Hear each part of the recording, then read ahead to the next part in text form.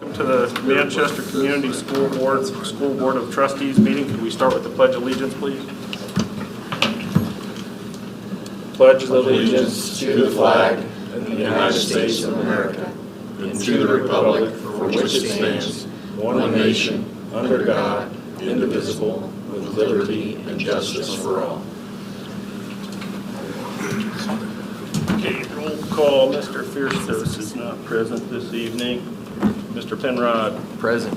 Mr. Orr. Present. Mrs. Tobias. Present. Mr. Raymer. Here. Mr. Esposito. Present. And I'm present. Any additions, deletions this No. evening? No additions, deletions. Hearing of patrons? No hearing of patrons. Thank you for your attendance this evening. Presentations, recognitions. Not this evening. Okay. Got a lot going on in the school systems, all right? A lot Yes. good. Financial report. Please remember to pull their microphones down when they comment. I already got busted, so I figured out. Good education or operation? Education. Education's fine. Good evening. Mr. Castle had an engagement this evening, could not attend, so I'm in his stead. I apologize for not being here the last couple of months, but you've gone through the format of what this report looks like. So first line is cash flows. You'll see total revenue that we recorded and total expenses, and then the variance between those two. The dots are simply an indication if we are above or below what we're expecting. So green is good, yellow is obviously neutral, and red is outside of the norm. So as you can see, projected revenues are up about $46,000. If you go down to expenses, we are actually lower in expenses $35,000 than what we were anticipating, and monthly amounts were positive $46,000. And again, it's simply looking at what our projection revenue is, what our actual, and then what our balance is.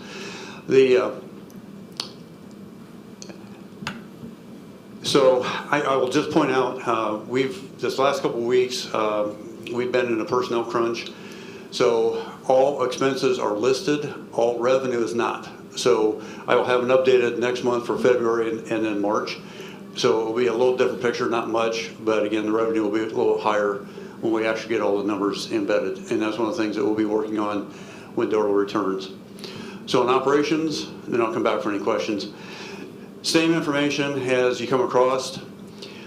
So again, when you look at total revenue, we are down about $1,700. When you look at our total expenses, we were $22,000 less than expected. So when you come down to the very bottom down here, so our monthly whatever, this again was a projection. And remember, we took out a temporary loan through the Indiana Bond Bank. Normally this time of year, these would be red because we only get 2 cash draws in June and December. But because of the borrowing, these are now positive, which helps on our overall cash flow, obviously. So for a month in operations, we're up $20,000 from what we were originally projecting. So again, that's a really down and dirty overview of where we are. Be happy to go through these, all the stuff. Again, you're welcome to come in anytime. I have it all posted, and we'll go down into detail of how we get to these numbers if you have any questions. Anything from the group? Okay. Last month was a little different because when you saw the report, we had a 3-pay month in January, so it threw off the February numbers. This makes it back up to normal until we get to our next 3rd pay, which I think is November, December. So, okay, and while I have your attention, a couple different things. I'll start with this one, and then I'll come back to the other one after a while. So, if you recall, last year we took out a $3 million first mortgage to do operation repairs, upgrades, and that sort of thing. The goal was $1 million each year, so $1 million 25, 26, 27. In 27, we would redo the bond for 28 repayment. So we'd have another $3 million coming in 28, 29, and 30. It's kind of the goal. So again, being somewhat symmetrical, I guess. My goal was $1 million expenditure in 25, $1 million 26, $1 million 27. Makes it easy to keep track of. Unfortunately, that's not how things are going to play out for 25. I just want to go through some major projects for you. Some of these, we're still getting some final numbers, but to give you some basic ideas. So we have an activity bus at 110,000, and I can give all these to you in hard copy, but school bus 160,000. So activity bus is for small team transportation. School bus is obviously for road and route traffic. The other big expense is the Heartland roof, which is 273,000. So between those three projects, if you will, we're about $500,000 out of the million. And then you add in some of the other things that we were looking at.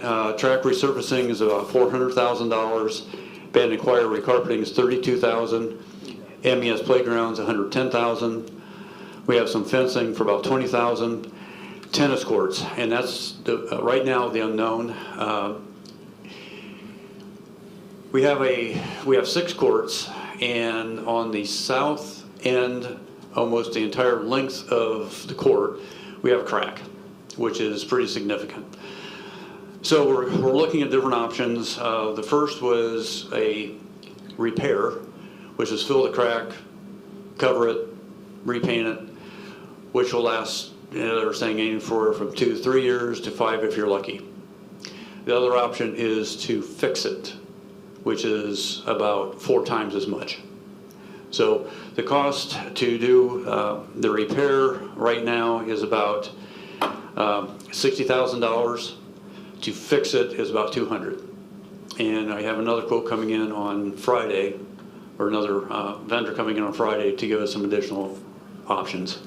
So that was, and the reason it's so costly is they have to mill it down. So that is an asphalt court, but you'll have to mill off the entire surface.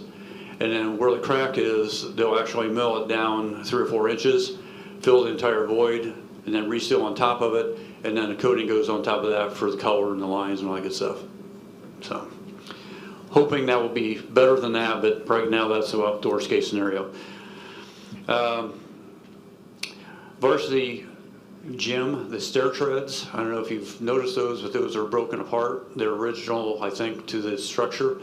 So we're looking at either repairing or replacing those, which is a proprietary product, which we already been told will do the same thing. So there's a lip on those, and as you catch your toe on those lips, they break off. That's what they're designed to do. So we're looking at trying to do a different hard surface on that, and different coating, and we'll have quotes on that next week. So right now, to actually go back and repair them the way they were originally is about $20,000. The software for the Neola, which is the board documents, board policies, about $17,000. Parking lot resurfacing and striping at MES, $17,000. Carpet at MES, or I'm sorry, MIS. This is in the cafeteria and the front entrance, about $60,000. Weight room redesign, and we're looking at partnering with that. It's about $67,000. Goalposts. In the last windstorm, we lost a goalpost on the football field, the uprights. So luckily nobody's on the field at the time. So we have a quote on that. We also have a quote, Randy secured a quote that we think the upright, it's a cross piece, is what broke off. I think that can be repaired and re-welded. So we're looking at that cost, which will be substantially different than $9,000 per goalpost to replace them. So that's kind of where that is.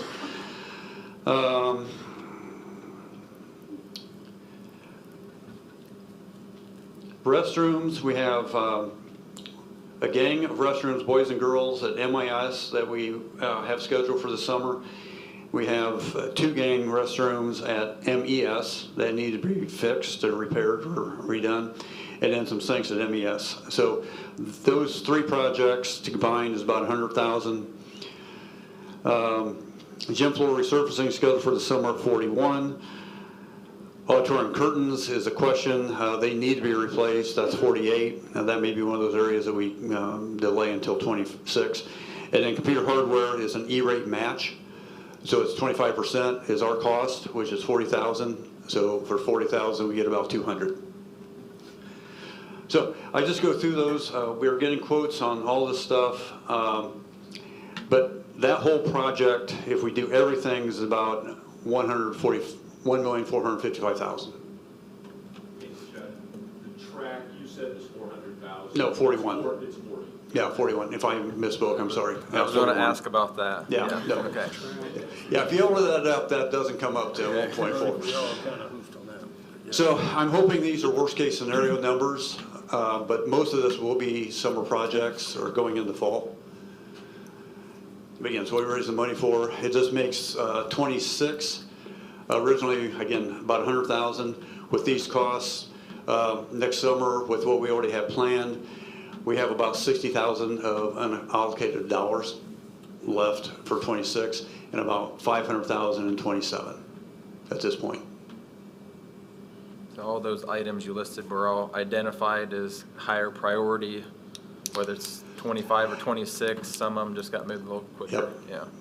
Yeah, when I started, one of the things I did was I met with all the principals, maintenance, Randy, everybody, and I said, okay, I need a list of everything, and then you prioritize it, and this is what we came up with.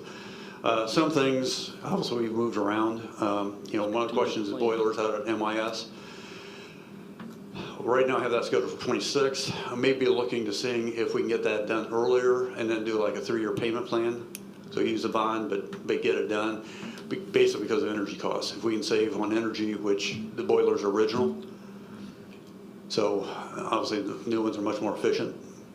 So we're just looking at all the options right now to see if there's a way of consolidating and trying to get as much bang for the buck as we possibly can.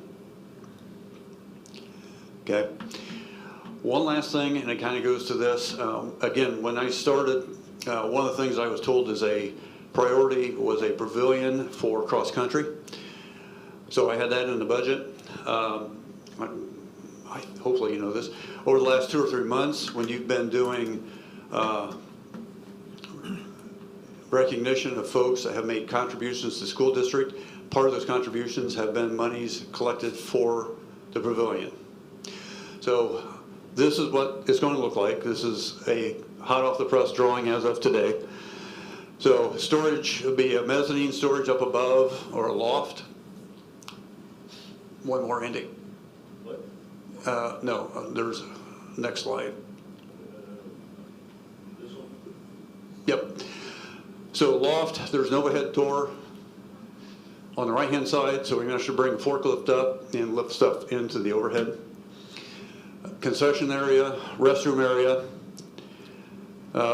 Kind of gives you an idea what the dimensions will be, and then go back to the original, Randy. So again, part of the section, about a third of it will be under roof, the rest of it will be open pavilion, so you can get underneath it if it storms. About 10-foot overhang in this section. So again, originally I had that built in as a school expense. I think when we get all said and done, the project's going to be about 120-ish in that ballpark. In this budget, I have 30,000 school corporation contribution built in.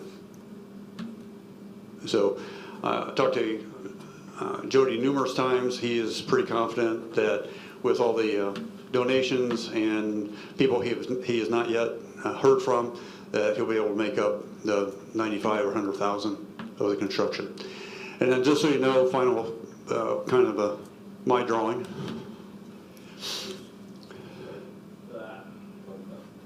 I wish I drew that well. That one. So just to get a reference of where we're at, football field, visitors, and the building will go right about 20 feet off the edge of the visitors' bleachers. We've already been checked out. There is water, we can get to it. There is sewer, we can get to it. So the restroom is ADA compliant, single stall, but ADA compliant. Hopefully, Jody's goal is to have this up and running by fall. So we'll see.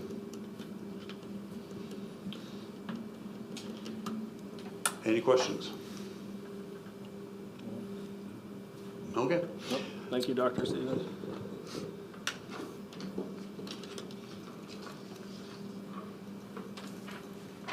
Any details that you want to see on any of these projects, just give me a holler. I have stacks of material. Okay, moving on to, well, I guess you want us to approve that. Yeah. I guess we financial have that. report. Motion to approve the financial report. Motion. Mr. Penrod, second. Mr. Orr, discussion. Welcome back. Thank you. Thank you. All in favor? Aye. 6-0, Randy. Move to consent items. Claims and minutes are attached. Any questions on claims and minutes? Just do these together. Resignations. Somebody got that? Can you read those?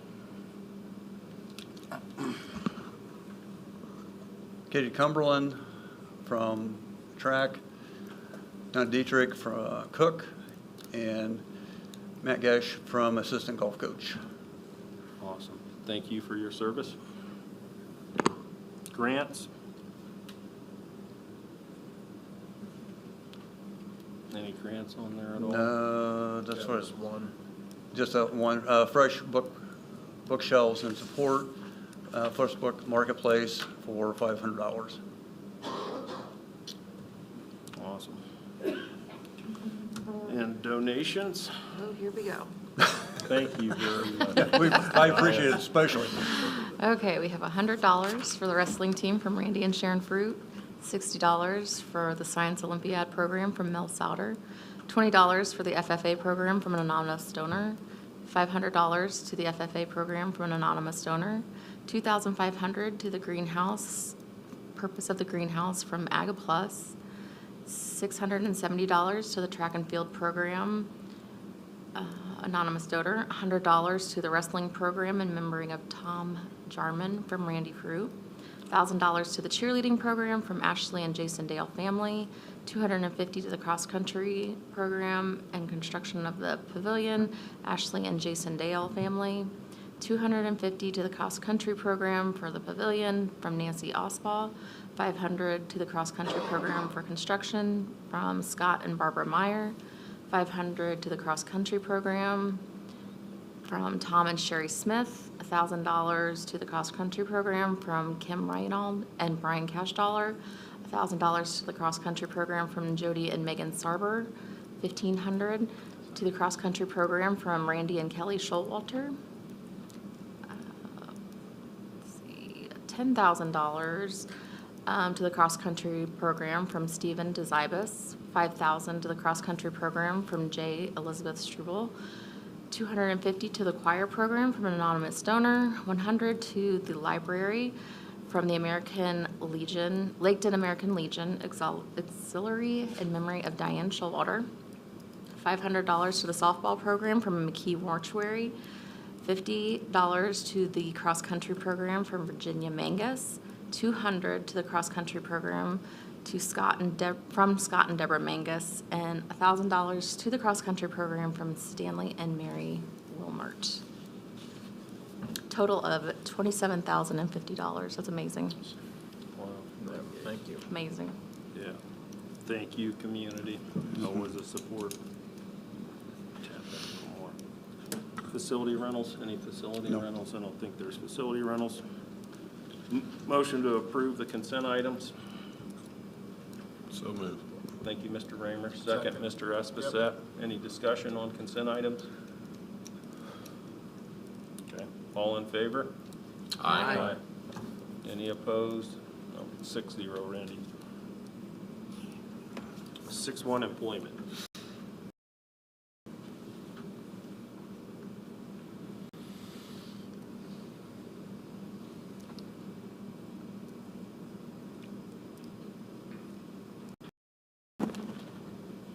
Oh, go ahead.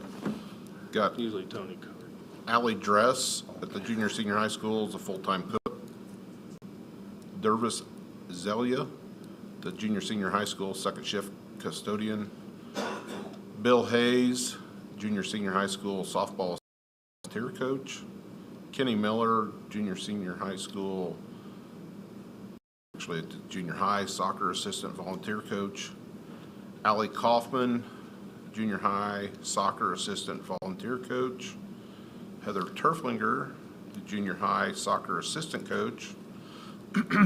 Justin Heater, junior high assistant track coach. And Renee Moore, MES special ed teacher. Awesome. Welcome aboard. Motion to approve employment. I'll make a motion. Mrs. Tobias, second. Mr. Orr, discussion. Welcome aboard. Yep. All in favor? Aye. 6-0. Cross-country camp out, Indiana Dunes State Park. This is a annual event, and that's as much information as I have. I heard It it's is an the, it's the island. true survivor experience up there. If you're running and, yeah. I've all seen the events. pictures. It looks like Yeah. a lot of fun. Maybe for Everybody you who's after. gone has come back. Yeah, So, I mean, every that's- time, yeah. Now, there are some tunnels there, knock on wood on that one, but yeah, that, it is an excellent way to get in shape, so. Motion to approve. Motion Mr. approved. Penrod, second. Mr. Raymer, any discussion? So are we still requiring or suggesting a field trip form? There was a form. No, yeah. that- Yeah. Yeah, So I would- that parents have to sign, there's approving and all Is that it stuff. attached? Yeah. Well, usually. Oh, yeah. It's kind of, it's not attached today. I would, Yeah, that's why I'm saying I don't have anything. yeah. Yeah, we'll make sure that it is in the future. There's a, It says there's an attachment on it. Yeah, there is a permission it's slip, but permission. there is like a field trip form. there is a actual That I field trip think form. Yeah. it's still a good idea, even though it's been a successful trip. Just keep Yeah. keep that part of the process. Correct. And it's in state, but still, yeah, Yeah. we're approving that, so responsible for the safety of the students. Thank you, Rick. Did did we vote? We have. We have All in favor? pending the. Aye. Pending the final attachment. Yeah. Aye. 6-0, Randy. Good, The Rick. reason it came to the board is because it's overnight. If it was a day trip, it would not, obviously. So. Yep. Okay, All right, I'll get that out to you tomorrow. thank you. Heartland update? I'm 2 meetings in. We have a roof going on. It's very exciting. AAA roofing company. In their initial report, I was impressed because they provided background checks or information about background checks for the people that would be working there, which I thought wasn't their first opportunity to do a roof like that, but I thought that was very professional of them. Floyd McWhirt's staying right on top of this and updating us, obviously, with roofs. The weather plays a big factor. The last update I had was the 4th, so I'm assuming this week with good weather, you know, they'll make good progress and finally finish up in April. We'll caution the board. I mean, this is only the beginning of deferred maintenance on that building. So we're going to be taking a look at other items, you know, on that list and see what might be coming up next. The other interesting aside is Manchester has 3 students enrolled in the CDL licensing program. And they can do that for about $700. And if they don't have $700, Floyd will help them find $700. Normally, these classes cost up to $7,000. So that's incredible and a really good thing. So very excited about this board assignment.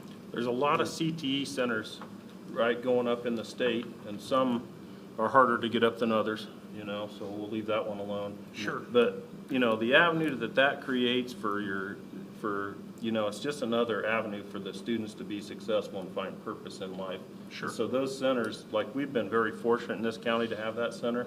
And again, you know, this roof money's one thing, but the hope is that we get, you know, you guys are working together, right, and get some financial vehicle going where we're a little more proactive on funding. And we'll leave the past in the past, right, as far as all that stuff goes. So, but I think, you know, we have to somewhere put back in the coffers, or at least plan, and that's part of the little strategic planning thing we should do. You know, look at the list the school wants, look at Heartland, you know, all these different avenues. We may have a tougher road down the, Sure. you know, in the future, so we're, you know, again, cost conscious, and anything we can do to beat down these contracts, you know, and, you know, just look at different ways. That tennis court, you can't get some of those asphalt guys and then run over that, like we do the roads. I think so, we're gonna run over, that's the problem. No, just teasing. Yep, thank you then. Fit, good, finding it, everybody in a friendly nature down there? Really great group. Yeah. Friendlier than you guys. Nice. Got Ah, some No. work to do. awesome, thank you. Just, I would say it's really exciting to be around people who are excited about what they're doing. And we are here. I've seen that here countless times so far. So that's very encouraging, and they are likewise. So we Yeah, just good. want to help them in any way we can. Good, we thank you for taking on that You bet. representation at Very Heartland. excited about doing that. So, legislative update? Nothing going on, right? Still going. I counted, there's still 68 bills that somewhat are related to education and a lot of different aspects. So not all of those I think will go through, but at least there's still that, still going. I'm gonna read all 68 tonight, so I don't know how much time you got. We got time. Pulled 3 of them out. Obviously, the number 1 is Senate Bill 1, which is a property tax relief. Still probably the hottest bill down there.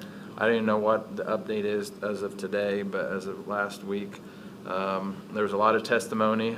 I think the municipality and government officials working in there from counties, cities, towns, schools came out in full force to say, if you do this, something's got to give, because we still have to maintain schools. Like the list of stuff, that money that we're trying to spend to keep our maintenance up on our facilities comes from property tax. So, so basically kind of what can you replace that revenue with, and how can you do that? So right now they've got a restriction over the next, kind of restricted maximum levy growth quotient over the next 3 years, which the 2026 would be a 0% increase, which that's just how much can that levy grow to support. Basically, if inflationary costs go up, we don't get any growth factor in that. And then 2027 would be 1% limit, and 2020 is 2%. So if that did hold, right now projections show that the school system our distribution could be reduced by $600,000 in a 3-year total, which is substantial, which we're trying to play catch up here. That doesn't bode well for us. Because right now we've been transferring funds from the education, and most schools transfer money from the education to operating to help out that. So that would just increase that draw, which Well, we're already at our max rate, so Yeah, we're not so increasing anything that goes there, so. they're taking tools away that kind of help offset that. So we'll see where that one lands. Senate Bill 146, which is creating a state teacher recruitment program and fund. Really not much detail about that. Obviously, that's in reaction to not having enough teachers, particularly just the attrition and those retiring and those coming on board in the profession. Still set to have an increase as of June 30th. If this bill passes, to increase the minimum teacher starting salary from $40,000 to $45,000, which is good for the teachers. Hopefully the state gives us more money to help offset that increase when it comes to budget times. It also is looking to increase the teacher compensation benefit minimum. I guess right now it's 62%, and that's wages, health insurance, anything that's fringe benefits, the compensation. They're looking to increase that minimum to 65%, which, do you know what we're at Jeff? Well, we're below the 65%, but we also, I'm not sure that all of our contributions for non-salary items are being captured on our Form 9. So we could be higher? Yeah. Okay. Because I'm not sure that our contributions for insurance and, I'll just say insurance, is all being caught. Yeah. So I think it's a reporting process for us. And then last one, Senate Bill 287, which deals with school board. They're still keeping adding primary elections for that. Right now, we're just a general election, but they're looking at primaries and then having a political affiliation for the candidates, just as other government officials have to do. And then they've also looking to modify what the maximum amount school board members can be compensated for the school district. So those are three I pulled out for now, but Senate Bill 1 is the most heated that everybody knows about, so. I throw out one more that I received today. There's a lot of discussion that just started this week with CTE reimbursement. Yep. Because right now it is designed by program, and what they're talking about is moving that to completion. So you will not get any funding until I get actually completed that program. So the 3 years that their projects are progressing through the program, you will get no funding for, but your cost would be the same as what we're paying now. And you wouldn't get caught up until that kid actually graduated with whatever that program offered. So we can take a $10 million bridge loan or something, right? I mean, that's basically its cash flow, so. Yeah. Too bad they couldn't give us the funds up front, and if they don't complete it, they just withhold it. So we had a Later. little political meeting, and I'm telling you, the synergies of some, so if you look at the teachers, they're state employees, right? But we don't use the synergy of state employee insurance with our teachers. So that, what is salary and benefits for this school? 80-some%? What's our, No, if you look at total, because when you look at total salaries and benefits for every person who is classified as an educator, paid out of the education fund, you're probably about 82%. We can't count that towards, Right. because your administrators don't count, your aides don't count. when it so comes it's to even state greater, supports. right? Yeah. So we're in the people business is what we're in, and then, Of course. so you look at that insurance cost, even if we could do something with even like cybersecurity, now we're paying 25 a year for cybersecurity versus 5,000, looking at those costs. I mean, I look out here and you look at, we basically, it's these hinge points that they use, so like property tax, we're not, we're gonna max this at a rate, right? But yet what's happened? We use assessed value, so we've driven more tax money going to the state right through that assessed value, even though it's limited at a percentage. That's the game in all this stuff, so that's really what you want to look out for. You've got companies like Berkshire Hathaway, BlackRock, that go in, buy all the properties in the communities. That's what's it's going on right in North Manchester, right? Where people buy these properties, they increase the value. We're getting more property tax at the state level, but you're going to cut that, so it undermines this whole pyramid that's basically been, that's where the ETFs are coming from. So it's a really scary time to me right now. We'll see what happens, like the market and the property tax, but these hinge points, that assessed value, that's, we're living on that right now. And when, the governor's looking to cut that, and I'm all for eliminating waste, and we got plenty of waste in education. It's called downtime. Defects, overproduction, waiting, not neglected talent, excess transportation, inventory, motion, and excess processing. We've been working on, they used to call it lean, now, we call it advanced manufacturing and manufacturing. That's the skill sets that need to be taken into education. Some of this other stuff's, politics seem to have taken over a lot of stuff right now. So what we're gonna have to do is stay attentive on our finances, and we're gonna have to look for different ways to create and, whatever happens in the CTA funds, play in that game as well, so. And Adam, I just want to point out, and you're absolutely right, we transfer $750,000 a year from education to operations. If they remove $600,000 over 3 years from operations, we can't cut $600,000 out of our operation expense because, so that's just another $600,000 over 3 years we have to take out of education to op.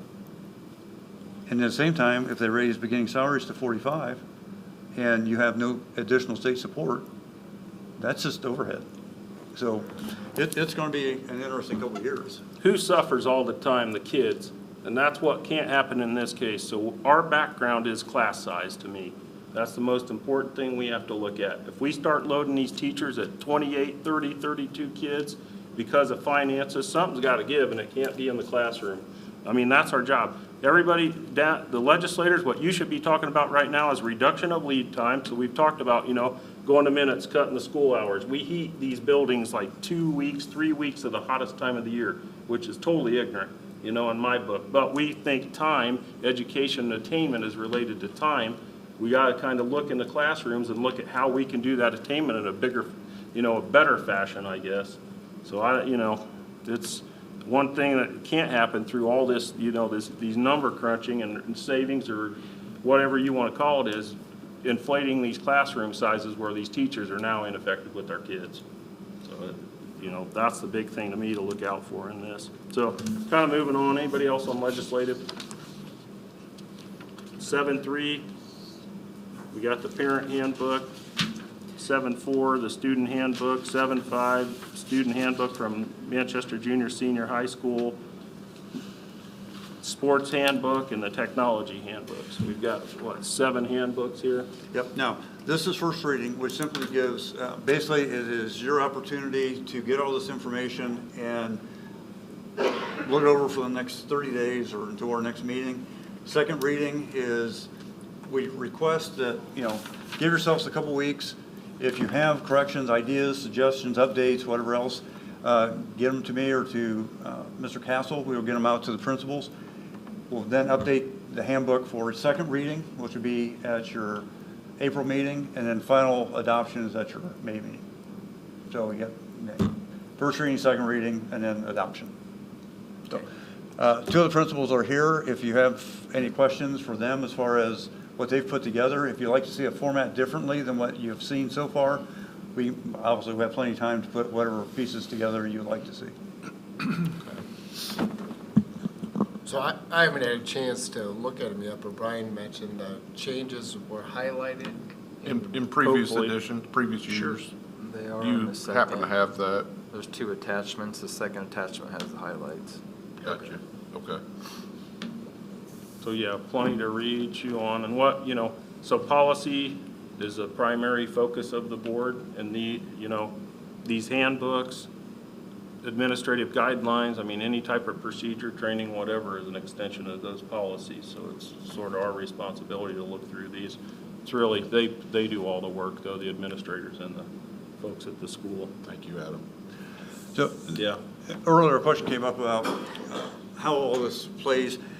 So when you get out of a legislation session, especially a long session, they will adopt language, which is state statute, and then often they'll also say, okay, this needs to be incorporated in whether it's a handbook, board policy, or whatever else.